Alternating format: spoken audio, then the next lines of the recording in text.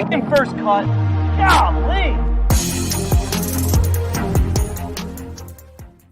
Welcome to the First Cut Podcast. I'm Rick Gehman, and this is your mega preview pod for this week's Masters storylines. Best bets, one and done. Joining me to break it all down, Greg DuCharme is here. Hello, Greg. What's going on, boys? What a week. Closer. Already. You could say it right now. What a week. It's just incredible. I'm fired up. I can't wait. Patrick McDonald is here. Patrick, hello. I got to keep my giggles down after the Texas Open preview, but we're in a button down for this. We're at the Masters, so all proper, knotted up, double Windsor, and a lot of storylines to get to. That's right. He is not only here, he is there. Kyle Porter from Augusta, Georgia. Good to see you, KP. I'm with Greg. What a week. I'm fired up. Was at the course today. Didn't get a ton of actual course time. A lot of interview room. I actually got a behind the scenes tour, Rick, that you would have loved. It was kind of the marriage of the data boys, the data world with the Masters. It was an IBM tour basically, and they kind of showed everything that goes into the app and the predictive stuff, and it was extraordinary. One of the guys I was with said, "Man, I wish Rick was here. We would have been in there another hour. He would ask so many questions." That's not true. You didn't. No one said that. Yeah, seriously. Somebody said that? Yeah. Wow. I'm honored. Yeah, it was your boy Steven. Oh. Yeah. My guy from Golf Digest? Yes. Yeah. I love Steven. Absolutely. Steven. And it was almost too much information to take in. You would have been like, we would have had to like just hold you, upright. It was like the amount of information that they sort through to produce the Masters app and the masters.com and just everything that goes into it it's like mind-boggling. It's extraordinary.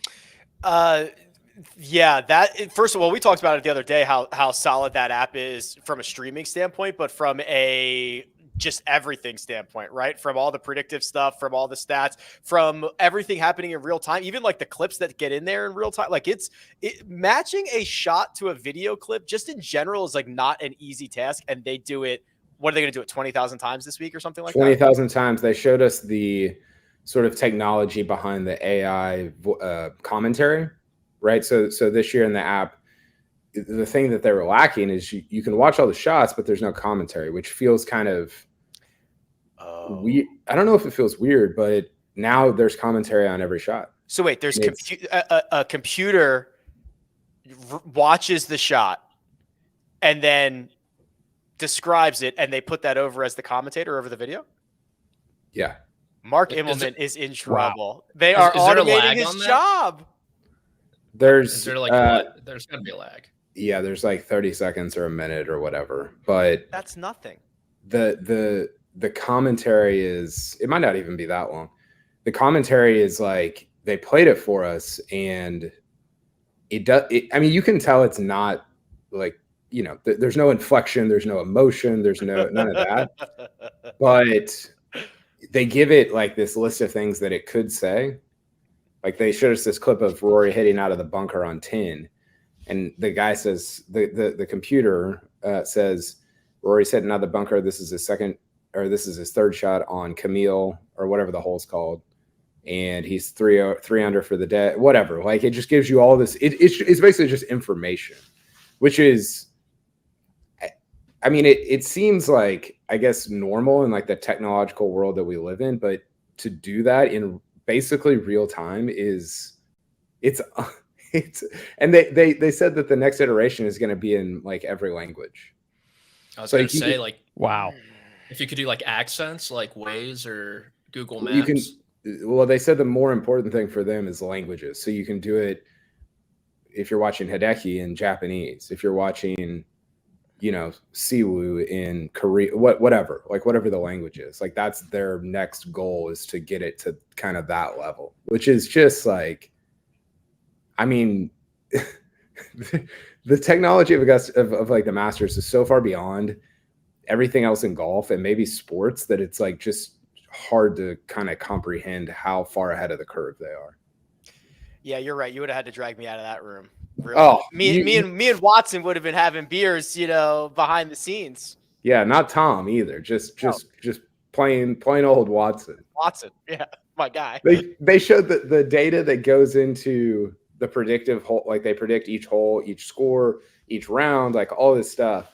I mean, you would have been like just losing your mind. They were asking trivia questions. What are the three most predictive things or what are the three things that are most predictive for score for, as we try to predict a score? You would have been just like, I don't know. You might have gotten booted from the property, honestly. Oh, my heart. So this is actually funny. So JetBlue Amigo says this conversation is going to seem so weird and old-timey in like 10 to 20 years. Have you ever seen that thing when Al Roker sees an email address for the first time and he's like, what's that? What's that A with a circle around it mean? What's that mean? The internet? Yes, the internet? yes. Like that's what this is going to sound like. Somebody's going to play this. No Laying Up 2 is going to play this in like 30 years, and we're going to seem like just aliens, just complete clowns. That's so good. We had a big day. What a day, Greg, for sure. The main thing that we've been going through here is pressers. We got a lot of guys on the schedule. So let's start with Rory McIlroy. What I find so fascinating about Rory, we've got some clips, we'll get to them in a second, is just how aware he is, right? He's obviously well aware he's going for the career Grand Slam. He's well aware of what that would mean in his place in the game. He's a golf historian. It's just there. It almost seems like he's doing himself a disservice because he knows so much about his place in history as he's trying to make history. Yeah, you almost feel like he's scrolling on rickrungood.com, looking at his strokes gain metrics as he answers. He might be. He might be. He knows this stuff as if he's an analyst, not a player, which is kind of cool to see. So I thought Rory today was, like you said, Rick, very aware. I think there were a couple of things that really stood out to me that sounded really positive. One of them being how much he likes coming here, and he goes to Augusta National because it's fun. That's one of the reasons why he's played 81 holes here in the last 2.5 weeks. And now it's 90, right? So he did it because of the fun. And I have been wondering ever since his 64 in the final round last year if he would be able to re-emulate that feeling of fun that he described right after that round. As in when Rory finished that round, those comments that he made about this tournament being so important for him for this year and for the next Masters, would that last throughout the year, or was that just a feeling of emotion because he just holed a bunker shot and the crowd went crazy and he came in second and shot 64 and had so much fun? And it really seems like he's embraced that throughout this year and embrace that, especially coming into this week, which I think was my biggest takeaway. Yeah, let's continue down that road, Patrick. I want to get your thoughts on this. Rory talked about scar tissue, experience, how one weighs against another. I think we have a clip here, Josh. What's the difference between accumulating, experience and perhaps accumulating a little bit of scar tissue?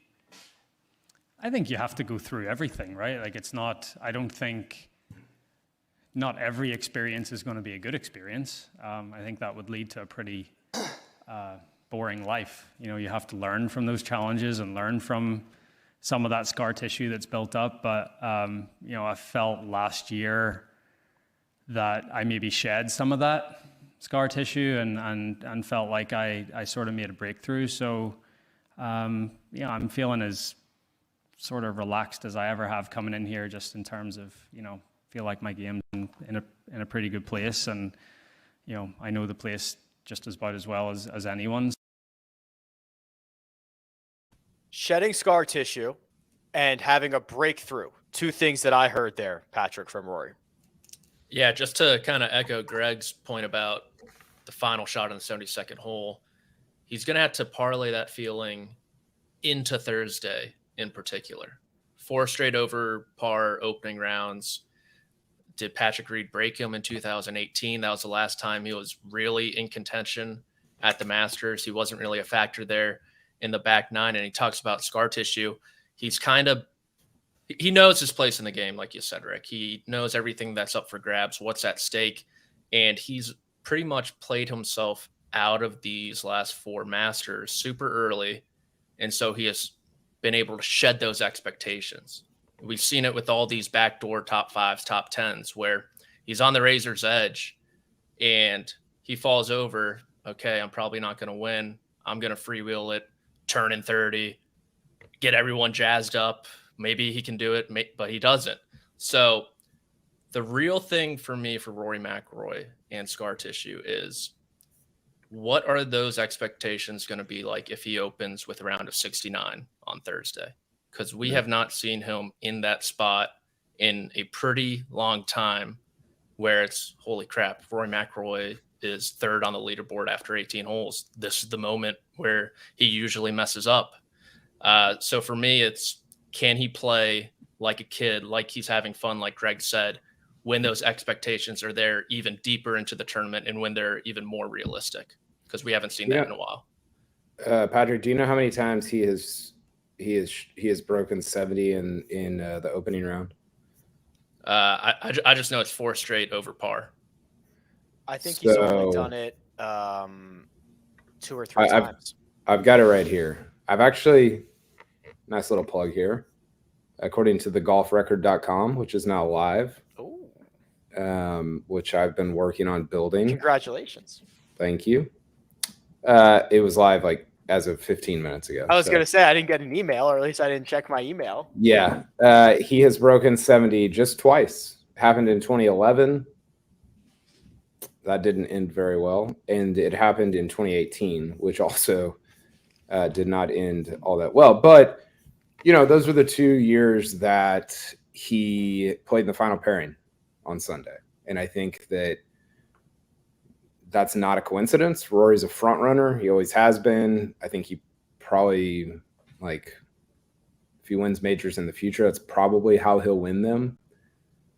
I think, Rick, the thing that I am, and I think I'm going to try to write about this for Wednesday for CBSSports.com, Rory has been sort of waging this battle against LIV for the last year or whatever.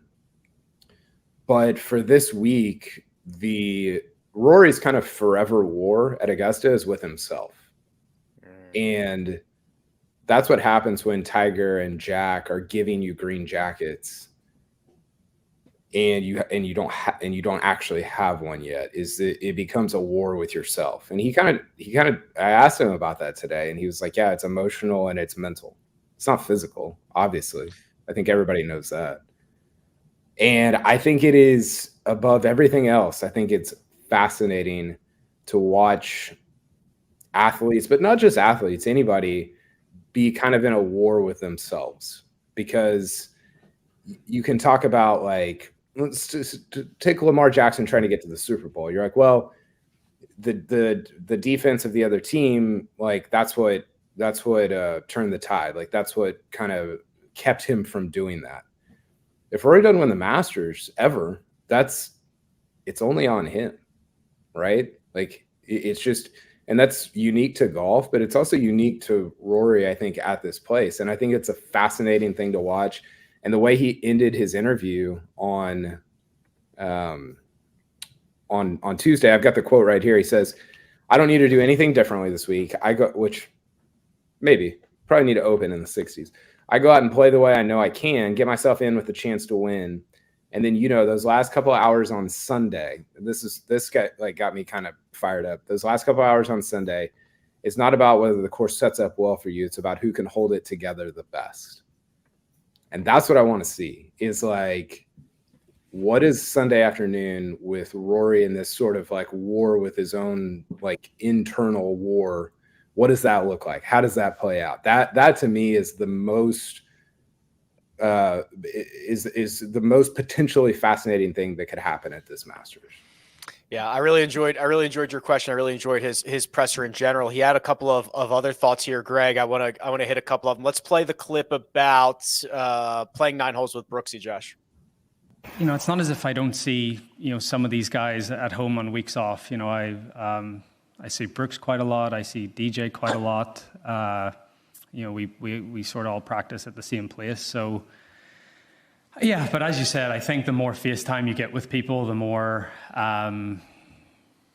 comfortable you become in some way. I think I'm going to go play 9 holes with Brooks here in a little bit. So it's look, and there's so many it's a very nuanced situation, and there's different dynamics, and it's okay to get on with Brooks and DJ and maybe not get on with some other guys that went to it, right? Like it's a interpersonal relationships, that's just how it goes. But this is this week in this tournament is way bigger than any of that, I feel, and it's just great that all the best players in the world are together again for the first time in what seems to be quite a while. Interpersonal relationships, making pie. Rory ran the gamut on Tuesday. That comfortability, Greg, will look like Tom Kim and Sam Burns at 1:48 p.m. Eastern time on Thursday. That's the grouping for the first 2 rounds. And Rory also, to echo the thoughts around getting off to a good start, he was also asked, like, hey, only Tiger's the only guy who wins and is not inside the top 10 after the first round. And he described Augusta National, especially for the whole locations on Sunday, as kind of more difficult to chase from. So if you are in it, you're in it. If you're not, it's hard to make up ground. This is something that he spoke about last year, kind of, I would say, at length, really. He spoke about the conservative strategy. Well, maybe he didn't speak about it at length, but we certainly did. That conservative strategy getting out of the gate. And while he played a wonderful round last year, I think he shot 73. I think 69 was certainly on the table. He hit the right shots and didn't really get anything out of the round. But what's so fascinating about this, when you start to look at all the statistics of where the winners are after 18 holes, where the winners are after 36 holes, and how often they come from the top 5 on Sunday, it almost makes you feel like you got to chase from the first tee on Thursday, right? And getting up into that position through some aggressive play early seems like it would be somewhat important when you look at all those numbers. But so I'm fascinated to see how he employs this conservative strategy, which he's talked about and hinted at many times over the last couple of years. He said greens and regulation is the most important thing. Knowing when to pick your spots and being patient is a really important thing. Tiger also mentioned the guys that win here are patient players. And so I think that will be a fascinating concept. And when I think about that kind of strategy and getting the most out of that round, when you play patient, it all comes down to what you do on and around the greens. You miss a shot by a yard and end up in a bunker and have an easy up and down, you got to get it up and down. When you hit it on the green into the fat part of the green and you avoid the hazards and avoid short-siding yourself, you got a 2-putt. And when you do have one of those opportunities like a par 5, you got to make birdie. And that's how you can piece together a 69.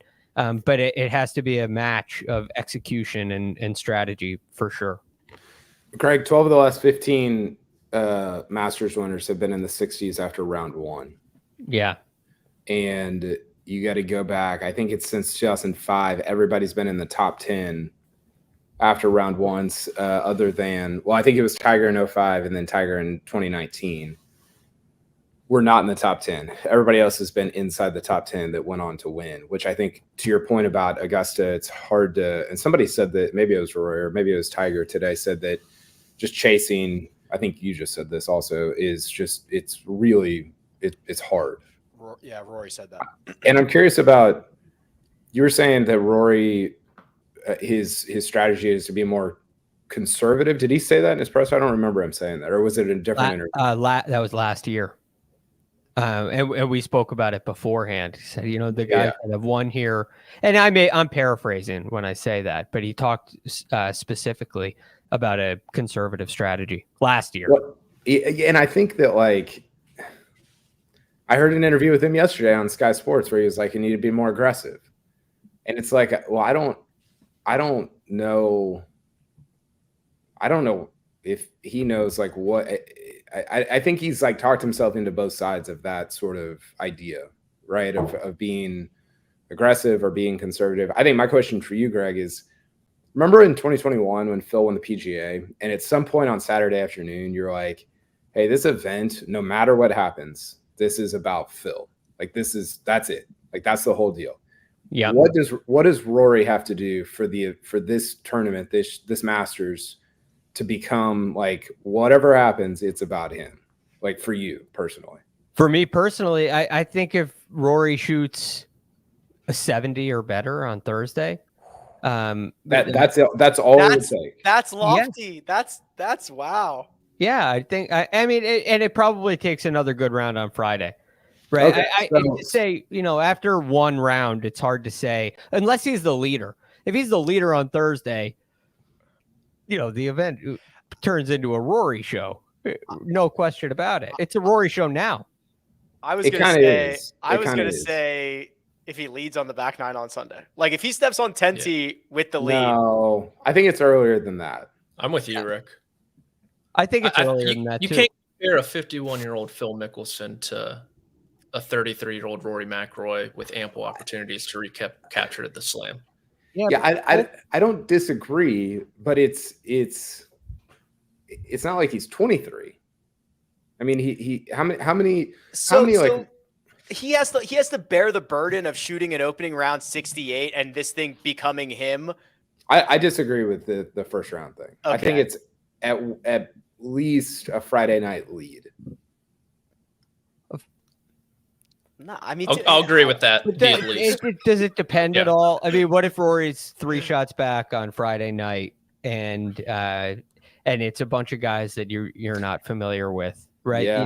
Like who's ahead of him if he's not in the lead? I could get to Friday night if he has like a 4-shot lead on Friday night. Then it is absolutely the Rory story. Like it doesn't matter what happens; it's all about Rory. I just think it's so much of the Rory story now. The closer he is into contention, and I agree, it's after. It's a lead, a significant lead on Thursday, or a being in contention Friday that I think would really make it all about Rory to me. And that's in large part because it's all about Rory to me right now, right? So it just kind of kicks that down the road a little bit. It's still all about Rory. Yeah, Greg's and when he tees off on Thursday morning, it's all about Rory. Like he doesn't. Well, you're basically saying like as long as he doesn't play himself out of the tournament. Yeah. Right. Yes. Now, Greg's like, if he signs a scorecard on Thursday, it's good enough for me. No, if he's going to, miss the cut, it's not going to. It'll obviously fade away from the Rory story very quickly. But anywhere near contention, that's the name that I have circled. Well, contention is not what the greatest golfer of all time is thinking about for Rory. Play it, Josh. What would you say to him as he tries to join that exclusive club this week? Well, he will. It's a matter of time. Rory has the talent. He has the game. He has all the tools to win here. It's just a matter of time. It takes. I mean, a lot of things have to happen to win at this golf course. A lot of things have to go right, and I think Rory has shown over the years that he's learned how to play this golf course. You just have to understand how to play it, and he's been there. I mean, last year he made a great run, put himself there. But I think that it's just a matter of time, whether it's this year or next or whenever it comes. He will get it done, and he will have the career Grand Slam. It's just that what year it'll be. It will definitely happen. So I thought this was interesting because Tiger was not. This wasn't a situation where he had to say that. There are some questions where it's like you're sort of forced into say like giving an answer that like when Tiger's asked, "Are you? Do you show up thinking you have a chance to win?" Like, you gonna say no? Like, right. I mean, but this wasn't a situation where. At least I don't think. I can go back and look at the question. He wasn't asked, do you think Rory will win the career Grand Slam? He was asked, what are you telling him, or something of that nature, which is that's a much more open-ended question. Yeah, if somebody could pull that up. That would be awesome, because I'm pretty sure it was open-ended and he just kind of went right into it. But it's interesting because I think that Fred Couples did this on Monday also, where he was asked about Rory, because they played a practice round with Couples, Tiger, Rory, and Tom Kim on, which, what a crew, on Monday. And Fred Couples is like, I mean, he just got to play better than everybody and then beat like 3 guys on Sunday. And you're like, man, it seems so easy. Like the way that Fred Couples talks about it. So I don't know. I just thought it was interesting that Tiger was like pretty aggressive about saying that in a situation where he didn't really have to. And I think too, it would be like it's only a matter of time thing. There are so many legends in this game, including Sam Snead, right? Including Arnold Palmer, guys you would think for sure they'll win a U.S. Open or win a PGA or, win a Master. It is for sure. You think that these guys are going to do it, and they don't. And I find it fascinating that in the 5 guys who have won the career Grand Slam, they've never done it beyond their 3rd attempt. Yeah. It's been 3 attempts or less. This is Rory's 9th attempt. I just wonder, you used the word burden earlier, Rick? The burden seems like it's growing and growing and growing. That Patrick is the privilege of being Tiger Woods, to be able to say, oh, he'll get it done eventually. Don't worry about it. No big deal. Like, yeah, easy for you to say, Mr. 15 of these things. I honestly think he's trying to almost light a fire under Rory's ass. I don't know if it's needed, but maybe like try to push him over the edge even more. Then he should have said, hell no, I'll never win one. Well, I don't know. I mean, it's like everyone looks up to what Tiger says. It's as good as the Bible pretty much for some people. But it's like what he said didn't, like, we all know Rory McIlroy can play Augusta National well. And it's just, I wonder if, I assume he has, but like, has Rory picked Tiger's brain about it as much? I mean, it's completely different. Tiger completed it when he was quite younger, not when he was in his mid-30s. But I would love to know kind of the interactions. I know everyone would. We'd pay $1 million to see them talk about Rory's mental struggles with completing the career Grand Slam. But also to Greg's point about the 3 mark, I mean, Augusta's the only one. You come back every year. The ghosts are there in the trees. They're haunting Rory McIlroy every single year when he comes back onto the properties. And that just makes it that much more difficult. So Tiger, like, I understand the want or need to blow this Tiger quote kind of up, not out of proportion, so to speak, but it's nothing new. Rory McIlroy knows how to play Augusta National. He shot 64 in the final round last year. Like, he's been in contention multiple times. It's just mentally, like Kyle's question to him, emotionally, how is he going to handle it? And he hasn't handled it great. Well, and I think my last thing on this is the argument for Rory, and I think about this a lot, not just with him, but with any of these guys, because there's only 4 of these a year. And you think about, like, what's the Monday after the Masters like when you haven't done it again? Like, that weight of time that's like weighing on you, where you're like, oh my gosh, like, another year. I got to wait another year. I'm going to be another year older. What am I even going to be playing like in a year? And I think the argument for Rory is sort of ironically the Open Championship, because he went out in the I mean, the weight of that Open, you guys felt it on TV. It was probably even more prominent from on the grounds, like being there, of like how many people were like begging him to win that tournament.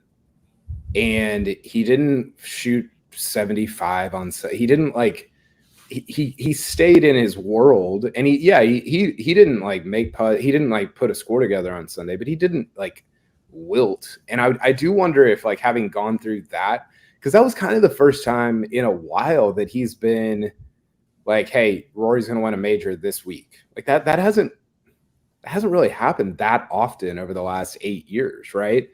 And I do wonder if going through that situation, maybe even more so than holding the bunker shot on 18 at Augusta, has him like sort of mentally ready to take on those last 2, 3, 4 hours if he's in it this year at the Masters. Yeah, that felt like a season-long culmination that he was just going to win the Open Championship. That's what was going to happen. We had all come to terms with it.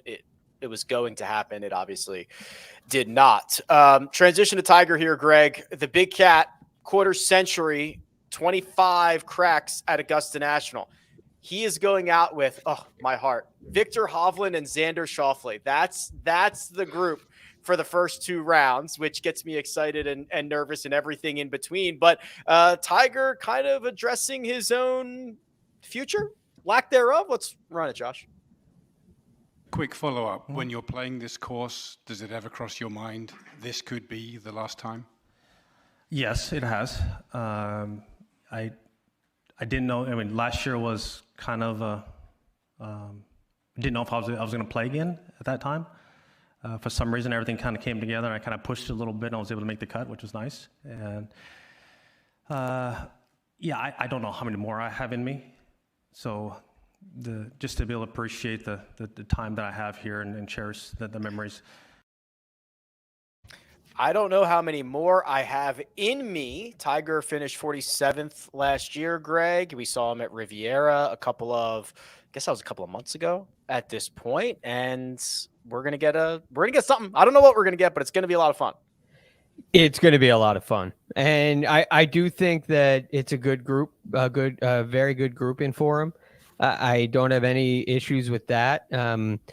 I think that we can expect Tiger to make the cut this week. I think we're going to see some really, really good golf out of him, especially early in the week. Now, the weekend's a big concern for me at this point, just looking at the weather forecast, let alone what we've seen, in his last few starts on weekends. We know that his fatigue factor deteriorates and the consistency in his game isn't there for so many different reasons. That cold weather is going to be really tough on him. Cold and rain, long days and rain. That's going to be a challenge should he make it to the weekend. But the ball speed is there for Tiger. The shot making seems to be there.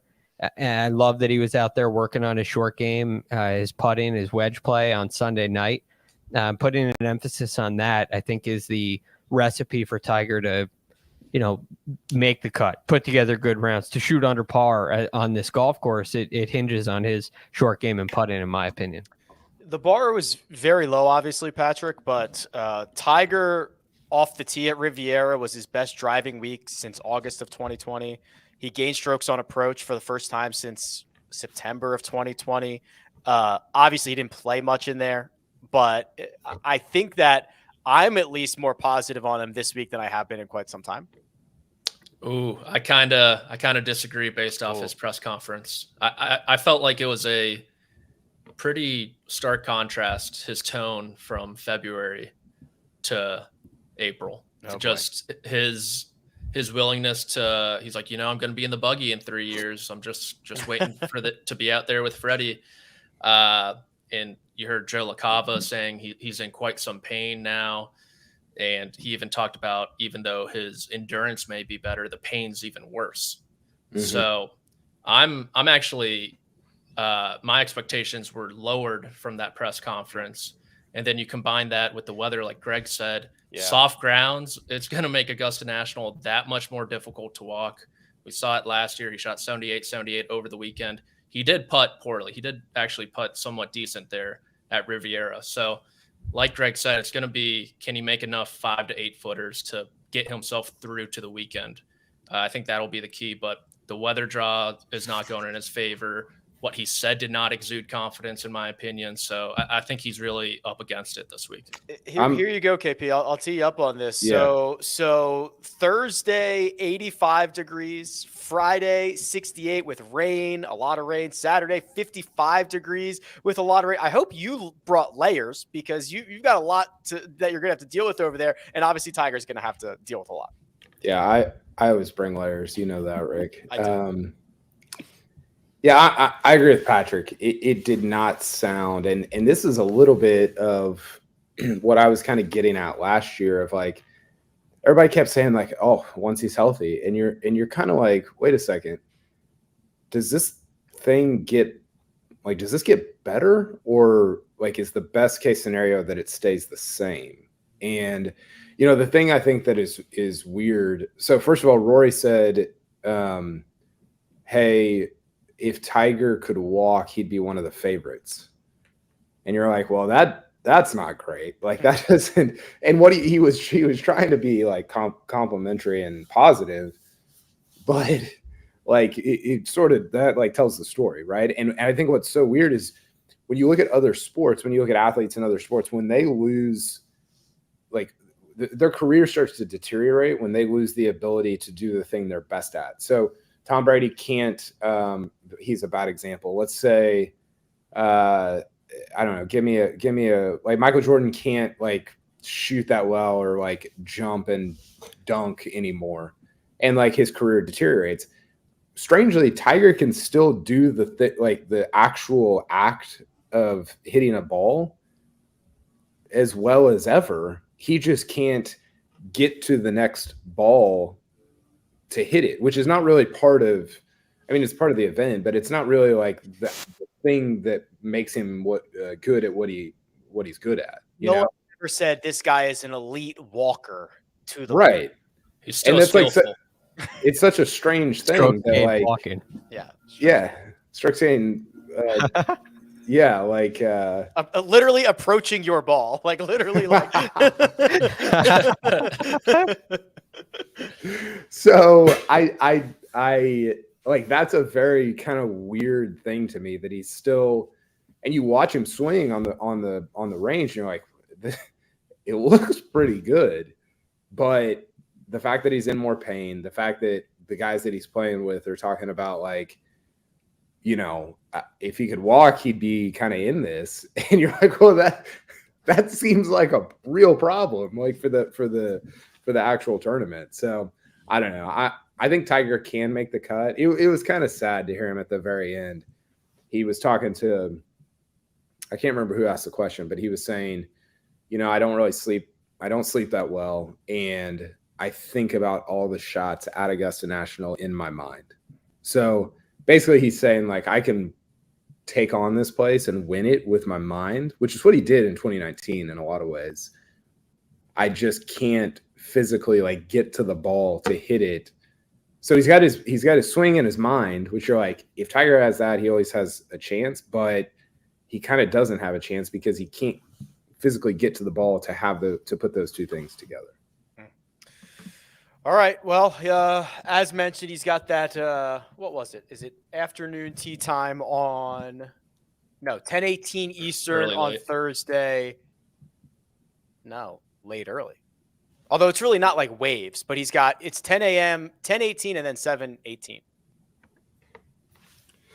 He's not at 7:18. He's at 2:18.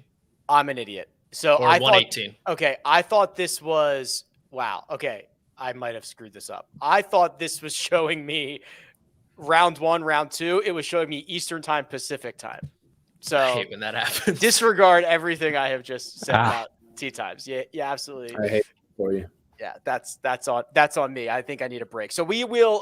We got a lot more to talk about. We'll continue this conversation with Cam Smith and Brooks Koepka, Scottie Scheffler, best bets, one and done, everything in between. But first, we're going to take a quick break and hear a word from our partners. Get breaking news. Big news coming out of the NFL today. Highlights and instant reaction. The largest final round comeback in tour championship history. We're down to the final 4. I just want to take time to analyze greatness. Talk winners and losers with a guy who's already a big winner. CBS Sports HQ. It's all sports all day long. And we're back. Cam Smith's presser was actually yesterday, Greg, and I thought he was quite open, honest, transparent. He addressed any of the LIV questions that he took. He confirmed that his game is not really in the state that he would like it to be, that he didn't do as much preparation this offseason as he did last offseason. He also told us that, wearing the logos, that's a contractual obligation. And he actually said he brought 2 different sets of clothes, one with the LIV logos, one without, just in case somebody at Augusta National said he shouldn't be wearing them. There was a lot there. That starting with the last thing first, if it's a contractual obligation unless the people at Augusta National say you can't. Right. It was so funny. He just like looked over to his left. He's like, so am I good or not? Yeah. Bizarre. That was a bizarre thing. I do think in general with all the LIV players, it's been very respectful, very cordial. I don't think there's been too much, fire thrown on this, which I think is good. The respect for this event has been maintained, and it's in large part remained the storyline. So that leads you to Cam Smith's game, because he does have a wonderful record here. But, what happens with that offseason? And I wonder if, it's easy to jump to the fact that, well, you just got your big payday. You made a whole bunch of money, and now you're going to take a bunch of time off. Another aspect is, well, you said you went there so you could spend time in Australia, and you went and spent time in Australia. Another aspect is, look, on the PGA Tour, we haven't really seen an off season in a long time. And one thing that kind of jumped out to me was this year when the top players have an off season and don't have to play in the fall, are they going to approach this with a similar approach? Are guys going to stay sharp? Are they going to take a little too much time off? So those things were ringing in my head. But the last thing that was ringing in my head is something that Kyle has brought up in the Cam Smith being the best player in the world battle, which is, look, Cam Smith got hot. Kyle has long said Cam Smith got hot somewhat recently and is not like this all-time great player.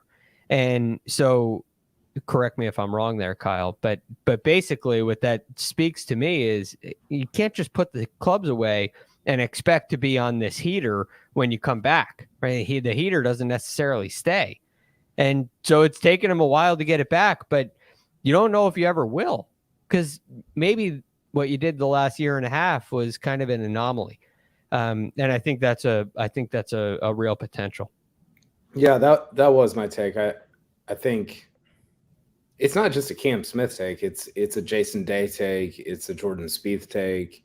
It's all these guys that you get. It's a Brooks Koepka take. You get hot for 2-3. I mean, to maintain the level that DJ's been at for 15 years, that Rory's been at for 15 years, that Tiger was at for 20 years. I mean, those are like 15 guys ever, and Cam Smith's just not one of them. The question is, has the heater carried over into 2023? And I think no. And I'm just kind of going on what Cam Smith said. He's like, I'm not playing very good golf right now. And you're like, well, okay, I can see that, and you're saying it.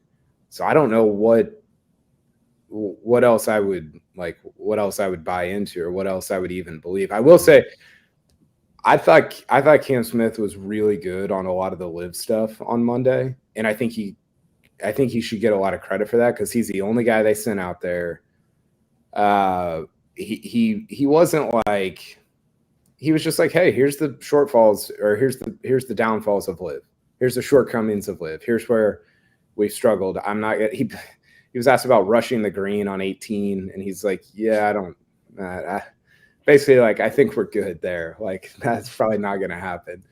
And I think he gets some credit for kind of diffusing the bomb, right? Of not turning the heat up, and when he was the one that kind of could have. And I think, him and Rory both had quotes about like, hey, they didn't say these words, but the implication was, hey, the majors are like, this matters. And there's this galvanization of guys around the majors that's super meaningful. And LIV has made the majors more meaningful, which is what we talked about for like 5 months last year. So I thought I was actually walked away like impressed with him on Monday afternoon. So did I. I thought he did a great job. One more thing on Cam Smith. I think we have a clip. Can we run the clip, Josh? I think it's just important for the LIV guys to be up there, because I think we need to be up there. I think there's a lot of chatter about these guys don't play real golf. These guys don't play real golf courses. For sure, I'll be the first one to say the fields aren't as strong. I'm the first one to say that, but we still got a lot of guys up there that can play some really serious golf. You know, I've spent probably an hour out in the range already this afternoon. It was good to see some familiar faces, lots of laughs and lots of handshakes, and it was really nice. I really wasn't sure what I was going to expect walking onto the range, but it was good to see some familiar faces and lots of smiles. So, Patrick, he poo-pooed the idea of them hanging around 18 and rushing the winner, but he did say, like, I think we need this. I think a win for a LIV golfer, and I think we have the graphic of the guys who are in the field this week, like, they think that a win would validate what they're doing. Yeah, he said quite a lot in that short clip. The first was kind of the quality of the fields, and Brooks Koepka kind of touched on this today as well. Brooks and Rory, I guess, exchanged a few texts on Sunday, and Brooks was like, "Hey, you want to play at Augusta a practice round together?" Rory said, "Yeah." And they're like, "Why'd you want to do that, Brooks?" He's like, "I want to see where my game stacks up." Right. And you look at the odds, Brooks Koepka was like 90-1. He shot down to 35-1. He was 35-1 last week to beat, freaking Sebastian Munoz on a Muni course. Now he's 35-1 to beat Scottie Scheffler, Jon Rahm, and Rory McIlroy. It's kind of crazy to me. So he's trying to obviously compare where he's at with one of the best, couple players in the world. And then to the quality form, sorry, I kind of always get lost in Cam Smith's follow through. He holds that finish. Really sneaky hold for Cam Smith. For quality, Jon Rahm talked about this a little bit. And so did Cameron Smith, how some years he's come to Augusta National and he's used it as a springboard. And Jon Rahm said today, just some people, everyone always talks about how you can't really come into Augusta searching for any parts of your game, but some people can. You think about Jordan Spieth, Tiger at times, Phil at times. I wonder if Cam Smith could also fall into that realm. Just he talked about how he needs to be more creative, and maybe a return to Augusta, not necessarily in Orange County National, will unleash that creativeness. I think Kyle agrees with that point. And then, yeah, just the depths of the field. It's going to be really interesting to me to see if they. I'm not totally convinced they're going to lose their sharpness. It's not too far removed, in my opinion. He is still the most recent major champion. Brooks Koepka, Phil Mickelson, they contended in major championships in 2021. So I think the thing for Cam Smith is, if it's an anomaly, his performance in 2022, I think we will find out this week, because sometimes people can harness that magic of Augusta National and use it as a launching pad, like he said, and sometimes it can't. And if he doesn't this week, I think Kyle's absolutely right, to the point where his 2022 was just, a great year, but a flash in the pan. Let's use that to transition to Brooks Koepka. Brooks had a good quote about playing against Rory and Scottie. Go ahead, Josh. All the good players back in one field again, right? It's the first time we've seen it in a long time, so that'll be exciting. I'm looking forward to it, just to see everybody and compete against them, right? Because at the end of the day,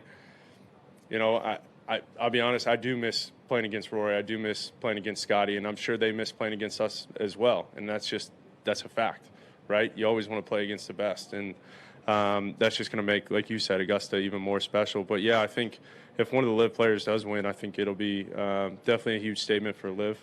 And I know that all, 17 guys? 18. All 18. All 18 of us want to win. And I think when you look at it, if one of the guys does, I would be shocked if all of us aren't there. I wonder if he forgot Bryson was in the field. Who's the guy he left out in the count when he was going through that in his head? KP. Yeah, maybe. KP, I hate to romanticize this. I really don't want to do it, but I kind of feel like Brooksy's got that look in his eye. He seems like he's got just the right edge. The win last week, there was stuff on the range earlier. I liked his answers to all that stuff. I don't know, man. It feels maybe because I just watched him laying around the house in full swing, completely lost with no idea what's going on. And maybe that's the contrast that I'm seeing, but it feels different. I don't I don't disagree. I just need to see it a little bit, right? I think, he goes out last year, nothing better than T55 in any of the 4 majors. And that was the first time where it was like, oh, this might not be happening again. And I think so much of it, it's not really an indictment of him or LIV or his work ethic. It's just like injury stuff, and that stuff it happens, but it doesn't, it happens. And then it means like, you're not going to be that good. It's not a mark on like who you like your career or like even who you are as a person. And I think sometimes it's like taken that way. So I don't disagree with you, Rick. I just need to see it for like not even 1 round, like 9 holes. Like show me a 32 and then I'm in. Like how good would it be if Brooks was in the mix at this Masters? Be sick. It would be awesome. Yeah. All right. One more thing, and I want to go to you on this, Greg, because I feel like you're probably our resident, like what in the world's going on with 13. So obviously that was a big change. They moved it back 35 yards. We have Scottie Scheffler on the changes and how that's impacting play. But have you taken a scouting trip to Augusta National? I did. What did you think of the changes on 13? It's longer. It's a lot longer. Harder, easier? I mean, definitely harder. I think with modern technology and that tee shot, I used to hit 3-wood there because I can sling hook a 3-wood. I can't sling hook a driver on purpose. The ball just doesn't spin enough. I can do it on accident, but I can't quite sling it on purpose. Usually, because I like to fade my driver more off the tee, and so when it comes to that tee shot and hitting a hard hook with the driver is not really a shot that I'll try, just because it's not worth the risk for me. And that hole was one where I hit the same shot I hit on 10. The 3-wood, it has enough spin where the ball can actually stay in the air. With the driver, when I hook it, the ball doesn't have enough spin to where it can stay in the air and hook that much. It kind of nosedives. But the 3-wood, I can set up there and it'll just be like a boomerang. But that's really the biggest change for me. Now I'll just hit driver kind of out towards the corner and try and use more of the contouring to get the ball that way versus before. I guess I should say it this way. My driver is now going where my 3-wood kind of used to go. My 3-wood, I could maybe get it a little bit further around the corner, but my driver's now going to where that 3-wood was going before. That was Scottie Scheffler, Greg, on the first shot, the drive at 13. Rory McIlroy talked about how different the second shot is now. A longer club in with the ball above your feet and obviously Race Creek in front. Like it's a different hole now. It's a very different hole. I would say that the tee shot has gotten simpler in a lot of ways for the players. I think because the pine trees through the fairway are not in play as much anymore, the players will be hitting driver. The other aspect is, and Mike Weir, I know Mike Weir isn't the kind of player that Scottie Scheffler or Rory McIlroy is, or some of the longer hitters are. Very brave take, Greg. Yeah, step out on a limb for us. Yeah, way out there. But he talked about how after he hit a driver, in order for him to go for the green, he was some 250, and there are overhanging trees in the way. And so the overhanging trees eliminate your ability to hit a 3-wood off the tee because you got to get it far enough out to get a clear shot. But you can't get it around the corner if you're a fader of the ball. And most of the top players on the PGA Tour fade their driver primarily. Rory's one who does like to draw it. Xander's one who can certainly draw it. But the common theme now at the top level of the game is my driver fades and my 3-wood draws. And when you can play that way, that's your draw. Your draw club becomes 3-wood. But all of a sudden, 3-wood doesn't get past the corner, and so now you got to hit driver, and now you're likely not going to draw it, or you're going to make a big mistake. So I think you're going to see a lot of players hit it straight out like Scotty's and many other players have said, and then they're going to decide. And it seems to me like a lot of the players have a cutoff number. Maybe it's 5-iron, maybe it's 235 yards. Anything outside of X number or X club, I'm going to lay up. And I think that's going to be a very interesting thing come Sunday. I think on Thursday and Friday, you may see less fireworks there, especially when it's soft. But come Sunday, I think the decision-making process and the tension will really build on that hole. Should be exciting. I'm getting quite excited about everything. We are what are we 36 hours away, something like that? 24, yeah, about 36 hours away from this thing getting kicked off. We are going to get into our best bets, and we will finally reveal the Masters one and done selections in what has become basically the most highly contested one and done on the internet. But first, we're going to take a quick break and hear a word from our partners. Magisterial here.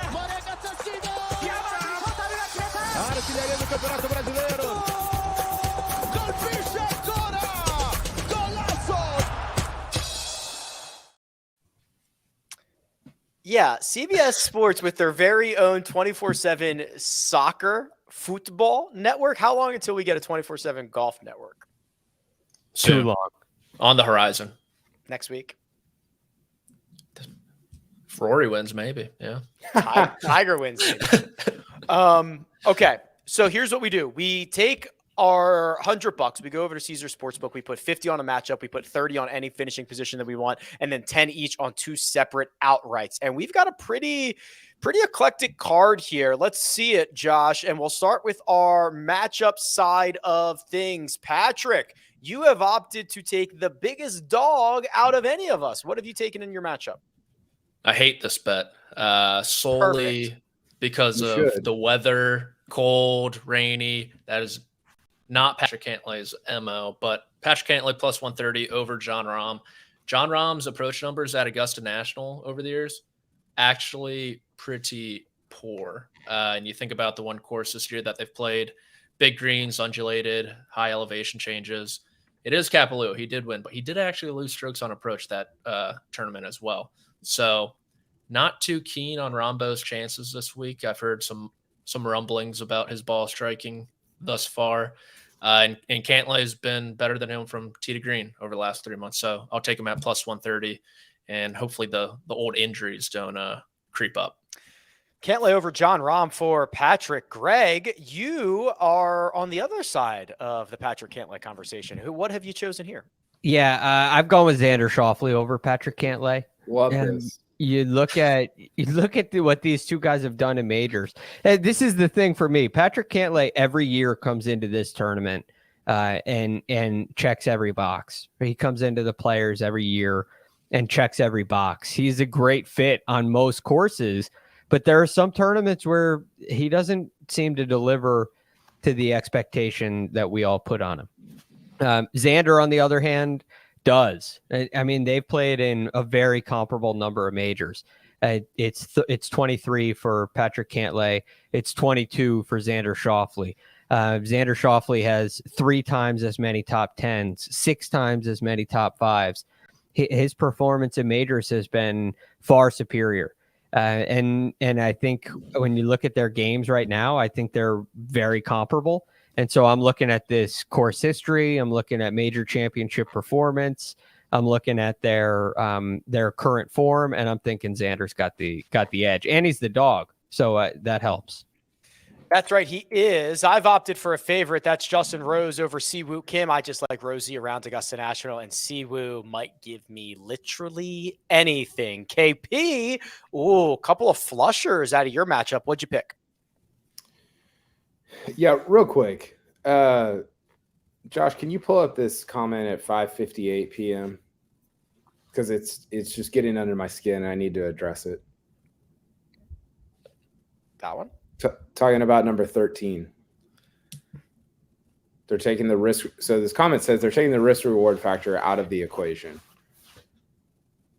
That's not true. Because now what they've done is they've created a risk reward. There was no risk reward before. Everybody, Jordan Spieth said this on Monday. Everybody just hit 7-iron to the middle of the green. Like that's not it's a par 4. It's not a risk reward par 5. But now Billy Horschel's like, yeah, I don't really want to hit anything or try to rip anything at the green that's less than 5-iron.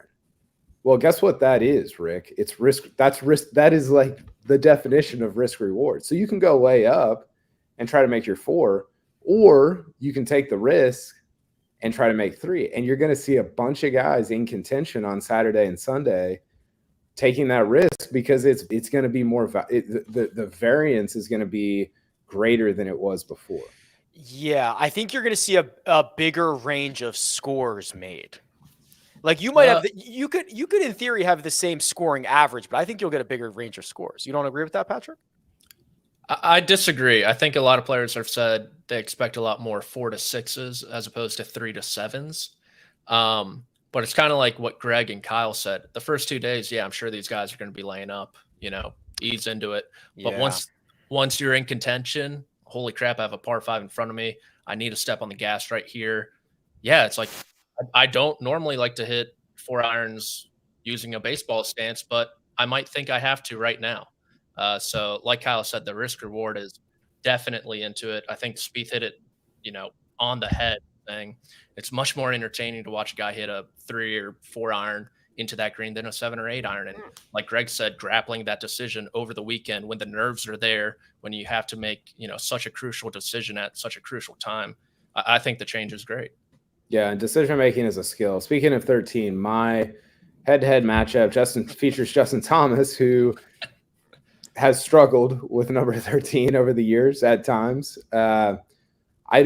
This is less about JT, who hasn't really been playing great, especially for him. But it's more about Collin Morikawa, who has been playing really – I mean, if you look at his numbers, they're excellent coming into the Masters. And he's not getting any run. He's not being talked about whatsoever. And he's flushing it all over the place. Now, he's not putting, and he's missed some cuts and whatever. That's fine. My bet is on like, hey, if he has a good putting week, he's going to finish in the top 5. Like that's for sure going to happen, right? And so I really like him this week, and I like him especially to beat JT.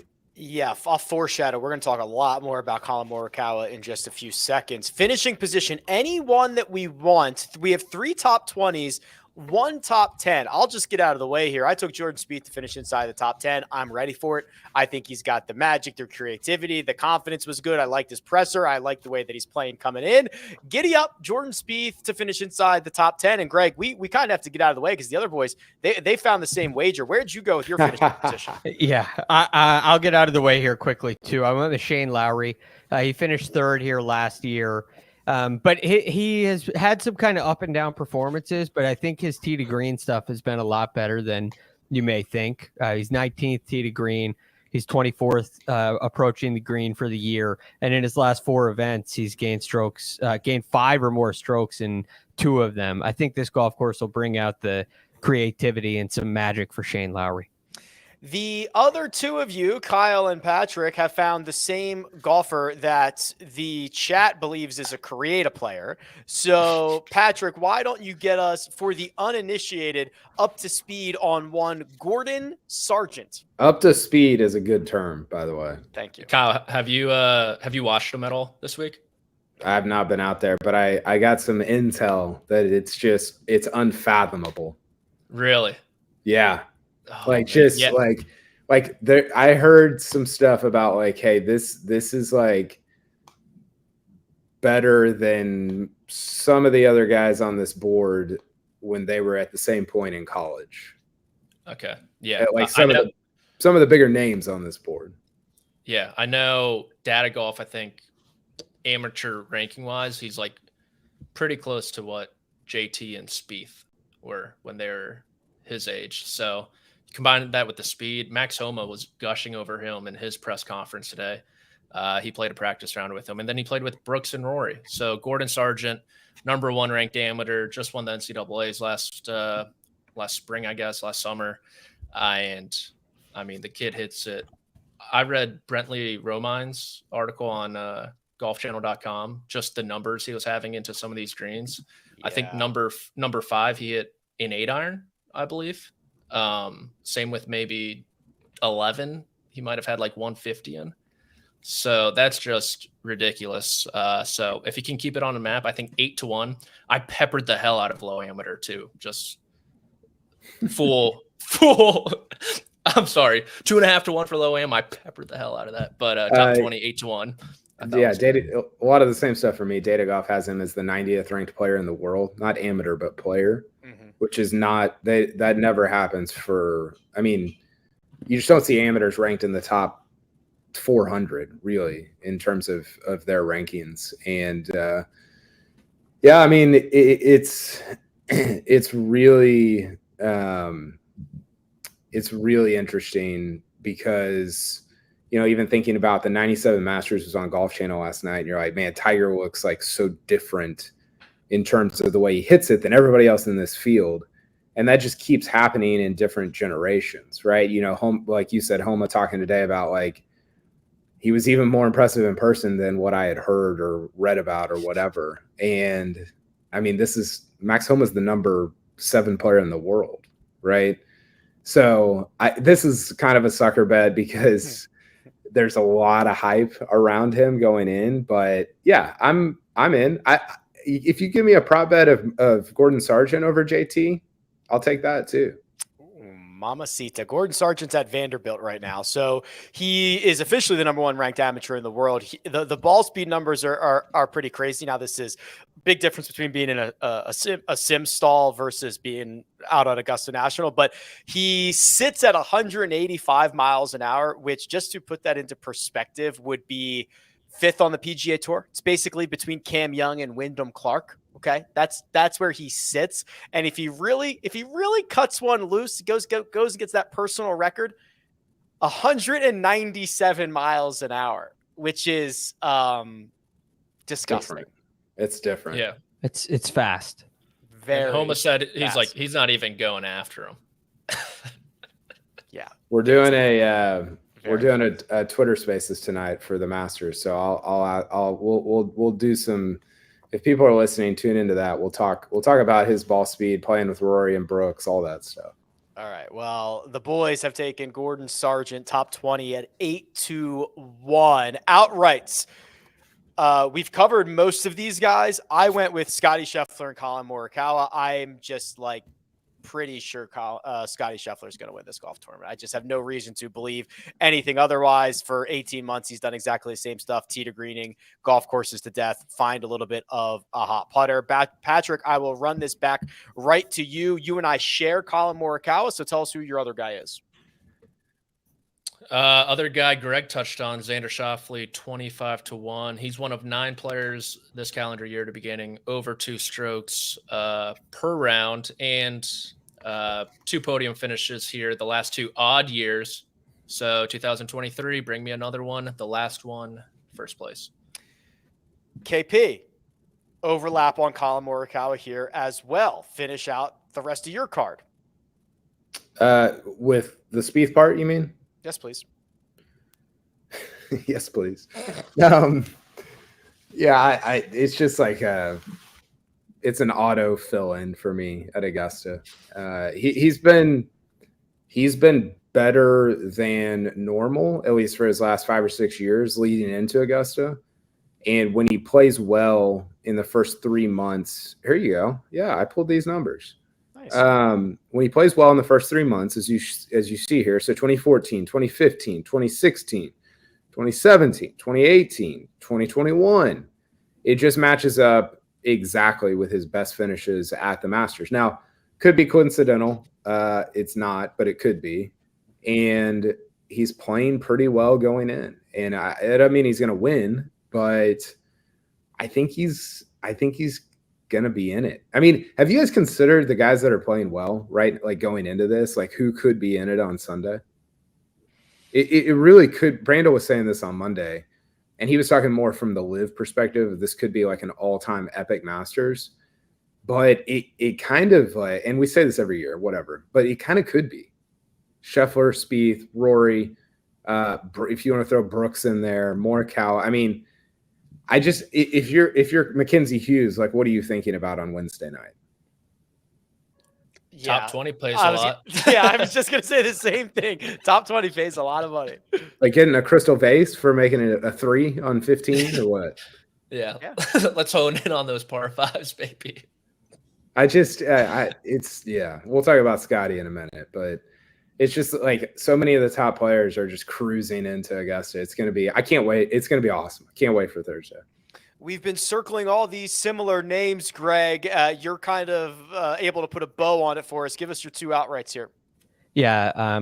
Well, Jordan Spieth, I agree with Kyle. I think there's something trending in the right direction. So I feel great about that. And Scottie Scheffler. I mean, are we going to talk about Scottie now? Is now the time? Talk about him on the other side. All right, let's do that. I'll save it. All right, save it. So we got Scottie, Jordan, Colin, Xander. There you go. Those are 8 outrights from the 4 of us, and obviously there is clearly some Scottie Scheffler conversation coming. So you want me to hit him one more break, Josh? Or you want me to just keep rolling through? We got to do one and done. That's the last thing we got to do. All right, we're going to keep rolling. How about that? Commercial free, ad free. We're going to keep rolling. So, one and done, which boys, did they announce it? 15 million? What was the I thought I saw that they announced the purse. Is that true? I think tomorrow it typically does. It will not be the biggest purse in the world. It'll probably be, I think we've been talking about this, like somewhere between 7 through 9, but it'll obviously be quite important and lots of money on the line, and a one and done that has gotten much, much tighter as the week has gone on.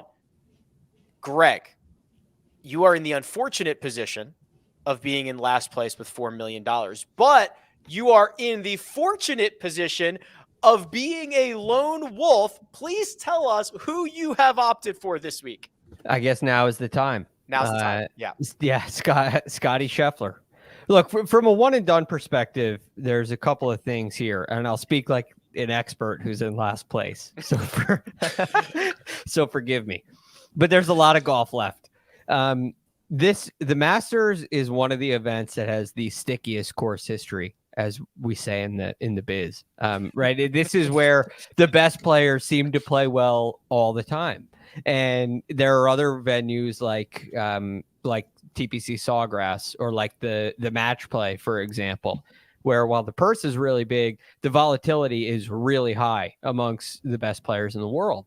And so I felt like saving a player like Scottie Scheffler for the Masters was a really important aspect in my whole strategy. And while I want to go with a Rory or a Spieth, those are the 2 emotional picks. When I look at Scottie's numbers, I can't go any other way, and I can't wait any longer. I mean, is distance the most important thing? Is driving of the golf? Let's say it's driving. Well, he's first on tour in strokes gained off the tee. Is it iron play? He's 6th in strokes gained approach. Rory said earlier this week, greens of regulation is the most important thing. Well, he's first on tour in greens of regulation. You look at putting maybe his weakness. He's 96 in strokes gained putting. But I always think that 3-putt avoidance, like the conversation we had on Sunday, is a really important thing here. And Scottie's 3rd in 3-putt avoidance. So everywhere I look, he checks every box. Is it mental game? Is it the strategy? Is it being smart? Well, we've been saying all year that he's the smartest player on tour, and Ted Scott is a huge part in that. And Ted Scott has been on the bag for 3 Masters victories. And after this week, it's very likely to be a 4th. Oof. So, I mean, look, the numbers are just... I'm with you, brother. Maybe they're too good to be true, but sometimes when they're this good, it just means that it is true. I mean, from your perspective, yes, you're in last place, but you got the favorite in a big purse by yourself. Mission accomplished. Yeah.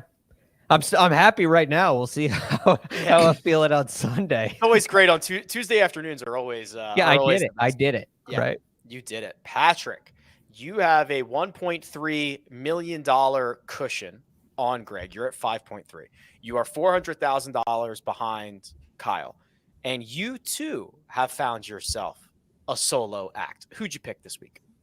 I absolutely love this pick. Xander Schauffele, your 2023 Masters champion, the Zan Man. And look, Xander this year, the only kind of downfall of his game has been off the tee. He's just like barely positive. It's been relatively down for him. But you think about soft fairways, wide landing areas of Augusta National, that's almost neutralized at this point. From there on in, Xander, he's probably better than Scottie Scheffler. On the greens, he is. On approach, he's right there next to him. So And honestly, I mean, Greg, I don't know if you were watching the coverage today. Scottie looked pretty frustrated on the practice putting green today. He didn't know what he was doing. He was all in his head. You should definitely extrapolate that into Thursday through Sunday. Has anybody ever called Xander the Zan Man? I've never heard that. That's pretty good. You should look into getting a TM on that. Yeah. There we go. So like I said, a couple podium finishes here. And what I love the most, he missed a cut last year. He's not going to do that again. So Patrick Reed missed a cut the year before he won. So Zan Man can do it too. The Zan Man. Who did I saw some of it, but I didn't see the final tally. Who did your statistical kind of structuring of the event reveal as the winner?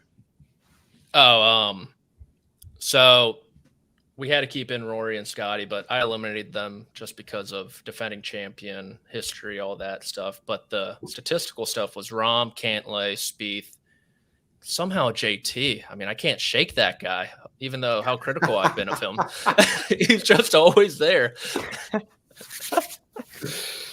Shocker that Justin Thomas is always in the mix. KP, $400,000 clear of Patrick, 1.1 behind Sia. You and Mark will move in tandem this week like a two-person bicycle. Who are you two going with? Me and Mark on a two-person bicycle is not anything anybody wants, but I've got Jordan Spieth winning his 5th green jacket. That's right. Yes, that checks out. I think I don't know. I don't love the forecast for him because I need it to be fast, firm, crazy, like balls rolling all over the place. I don't want it to be John Rahm levels of like mushy and wet because I think that that's problematic for our beautiful boy. But yeah, I'm going to take Spieth to win his 5th. Our beautiful boy is like what the Norwegian announcers call Victor when he holds out from a bunker. Our boy's done it again. Yeah, I saw Victor today. He was Rick. We gotta do something about his wardrobe. He was wearing these. We haven't even gotten to Thursday through Sunday, but he was wearing these brown pants that had a stripe down the seam on the outside of the leg. Just a racing stripe. It looked like he was he looked like a Norwegian figure skater. Either that or Kevin Van Valkenburg, who I was walking with, said he looked like a waiter at a 50s drive-in restaurant. Dressing like a member of the Savannah Bananas. It was just like, and this guy's one of the 9 best golfers on the planet. Have you seen his scripting for this week? Yeah, unfortunately, yes. Oh my God. Another PGA Tour player even commented on it. How bad it is. That's Nico Echevarria just gave it a couple of laughing emojis. Nico won a couple of weeks ago. Oh boy, it's a lot of floral. It's pink and green and okay, Patrick. So he's got the racing stripe on the pants on Thursday. Yeah, I mean he's fast. He's a fast guy. You never know. You never know if he's gonna have to jog around. What would be the ideal? Like if it's not Jay Lindbergh, like if he signed with X, you'd be like, yeah, that's the fit for Victor. I think honestly, it's just the polos. It's not even creative. Look at Thursday and Saturday. They're like, let's just put a white block in the torso. I don't like that. It's the same pattern. They just blocked it out. I do not like that. Yeah, they did that twice. Yeah. So, I mean, if you kept that kind of with like a plain white T-shirt or a plain white polo, neutral color, you're fine. You're living in the go zone. But this and after the green affair at the Players Championship, when that's the only color he was allowed to wear, I mean, they just got to figure it out. We got to come get your boy, Rick. The sick part is these are like the most expensive polos you can buy. Like they can't be selling any of these because of him wearing them, right? There's no way. And I think they just lost Nelly Korda on the women's side too, right? To Nike. So I don't know what all their efforts are going into our boy now. All right. Our other beautiful boy. Our beautiful boy. Well, Jordan Spieth and Mark have opted for Jordan Spieth. Sia and the fans, which not good for the fans because we usually get to see a mush.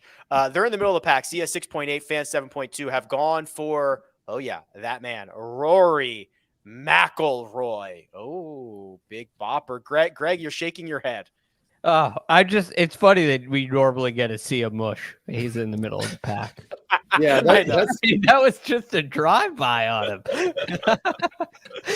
This is where the real hashtag justice for Sia needs to come into play. Listen, if you're not here to defend yourself, like, what am I supposed to do? Yeah. Also, hey, congrats fans on burning the second best player in the world on the 9th biggest purse. Savvy stuff. Yeah. Savvy stuff from the fans. Yeah. Love to see it. Hey, I burned the best player in the world on the 9th best purse. That's true.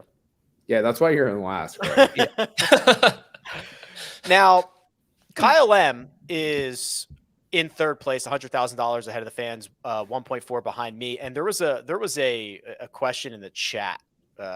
Just says from Sam. It says, dumb question. Who is Kyle M?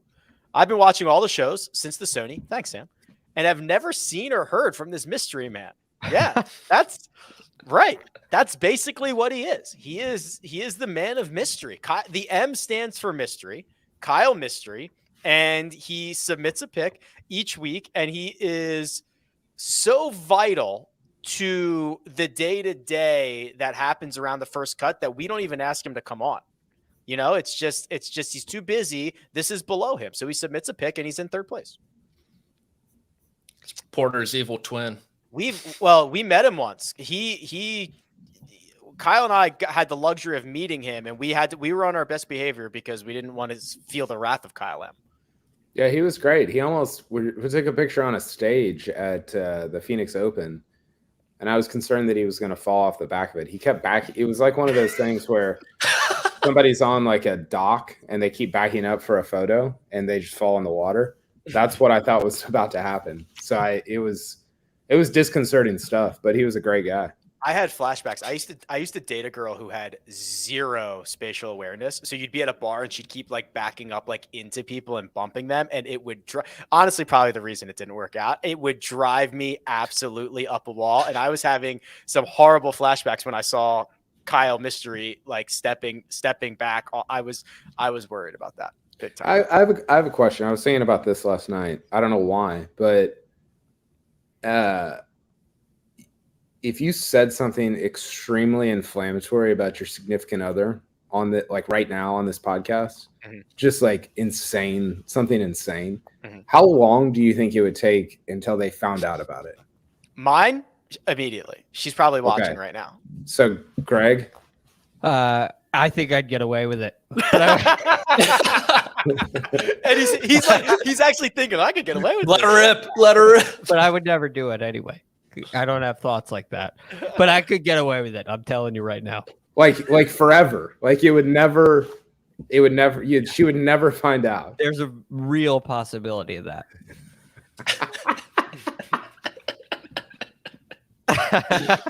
I think I could too. Like, I think if Greg and I collaborated on something just super, like, just out of control inflammatory about our spouses, I don't think my spouse would ever know about it. You don't have like a friend who is listening and would tell their spouse who would get it back. Like if it was like the worst thing you could ever say, you don't have a friend who's listening whose own significant other would get it back to yours. Possibly. That could happen. I don't know which of my friends are listening to this. So it depends on. This is kind of a right here. It's kind of it's kind of like a test right now. Yeah. You guys are testing the waters. Greg, you go first, and we'll all follow. No, I think we just went. I think that was the test, right? Yeah, right. So if it gets back to either one of your wives about this moment of whether you can get away with it or not, we know we can't. Yeah, exactly. Now, if they're smart, it would get back to them and they wouldn't say anything to you guys. That would be, that's the risk. So I'm not really putting any. That would be sick. Patrick, do you have a take on this? No, that's why I've managed to stay single this whole time, just so I don't have to cross these muddy waters. I was just setting you up. It was the D-Wade alley-oop there. In case there's any singles watching the first right. And from what I can tell, Patrick has great taste. So who knows? Great hair, great taste. All right, guys, let's get back to the one and done. Oh boy. Kyle M will lone wolf it with Jason Day. I 8.7 million, but 1.5 million behind Mark. Am terrified. I have a golfer problem where I've used everybody already. So I'm trying to replenish my arsenal, save some guys for later, and I've opted for a live guy. And I thought about DJ. I thought about Cam until I listened to his presser. And I just said, you know what? Give me the guy who won last week, who I think might be crazy enough to win this golf tournament. And I took Brooks Koepka as my one and done selection. Yeah, I don't love Koepka this week, but I do love the thinking. And I actually almost picked Cam Smith for this reason, because you're not going to get there's 5 guys that you're not going to be able to really pick at any other time.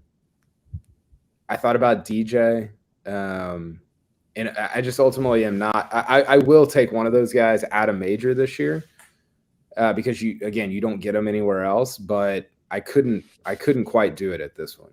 Yeah, the value of when you only have 4 chances to use them, and you can save it if they are at least remotely competitive. I think it's a pretty good case to be made.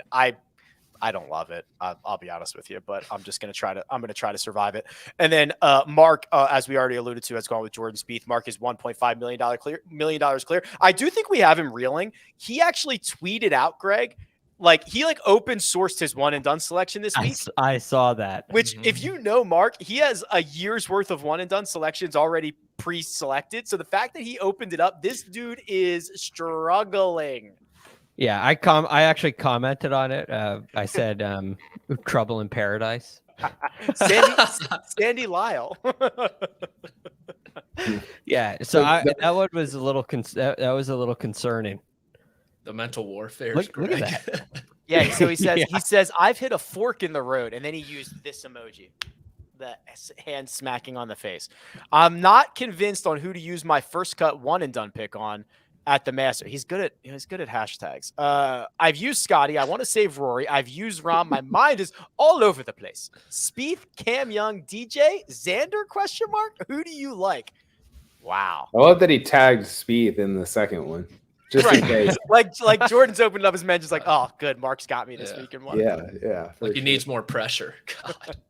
Pressure. So good. Yeah.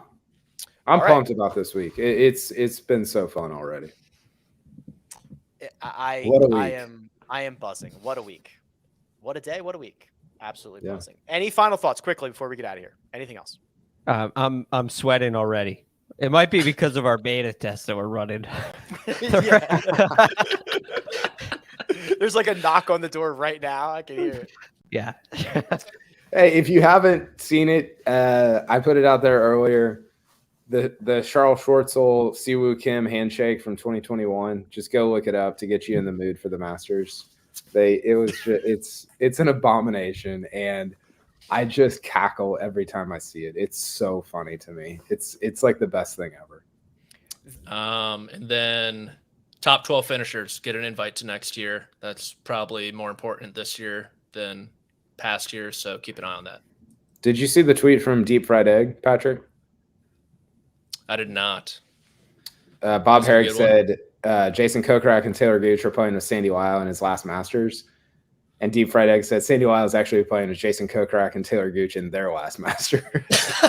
It's actually I had an audible reaction to that tweet.